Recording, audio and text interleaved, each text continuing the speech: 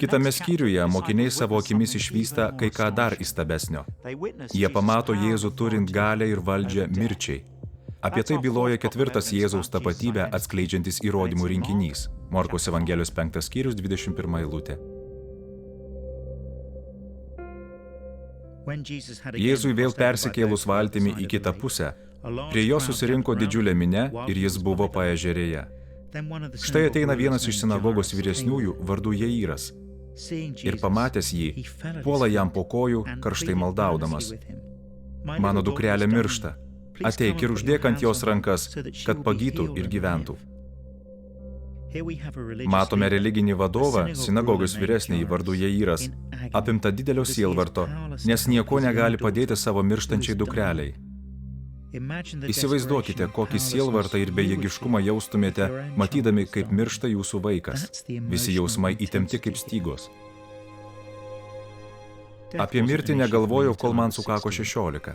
Tada netikėtai žuvo mano krikštatėvis. Jis paslydo, krito nuo uolos ir užsimušė. Tada kaip niekad aiškiai supratau, kiek skausmo atneša mirtis. Nes nukerta ryšius su mylimais žmonėmis, meilės santykius, kurie tokie brangūs. Prisimenu, kaip viename užuojautos laiškelyje buvo parašyta: tie, kuriuos mylime, iš tiesų niekada mūsų nepalieka. Tačiau tai melas, čia šuo ir pakastas. Mylimi žmonės mus palieka ir mes siaubingai jų ilgimės. Atėjo sinagogos vyresniojo žmonės ir pranešė: tavo duktė numirė. Kam dar vargini mokytoją? Išgirdęs tuos žodžius, Jėzus tarė sinagogos vyresniajam: nebijok, vien tik tikėk. Koks žmogus gedinčiam tėvui gali pasakyti: nesijaudink, pasikliauk manimi? Taip tarti gali arba labai suklaidintas ir sutrikęs žmogelis, arba toks, kuris nepaprastai pasitiki savo gale. Turi būti labai užtikrintas ir pasitikėti savimi, kad tokius žodžius galėtum tarti žmogui, ką tik netekusiam dukters. Ir jis niekam neleido eiti kartu išskyrus Petrą, Jokūbą ir Jokūbo brolį Joną. Atėjęs į sinagogos vyresniojo namus, Jėzus pamatė sujudimą ir garsiai verkiančius bei raudančius. Įžengęs vidun jis tarė: kam tas triukšmas ir verksmas? Vaikas nėra miręs, o miega. Žmonės šaipėsi iš jo.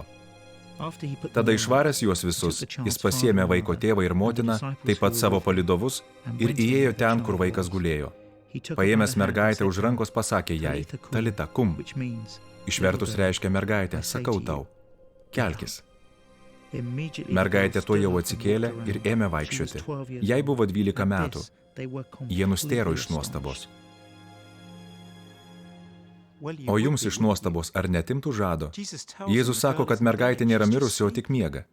Tada jis paima lavono ranką ir sako: kelkis. Tėvas atgauna dukrą, o jau mane netekęs jos amžiams. Aišku, kaip 2 kart 2. Jėzui prikelti žmogų iš numirusiųjų taip pat lengva, kaip mums pažadinti žmogų iš miego. Jei šitas žmogus turi galią ir valdžią mirčiai, būtų kvaila jį ignoruoti ir sakyti: manęs visą tai nedomina, arba kaip tai nuobodu, ar tikėkit tuo, jei taip norit. Kada nors išmuš kiekvieno iš mūsų mirties valanda. Peržvelgę anksčiau pateiktus įrodymus, turime užduoti savo klausimą: ar mirdamas galiu pasitikėti Jėzumi?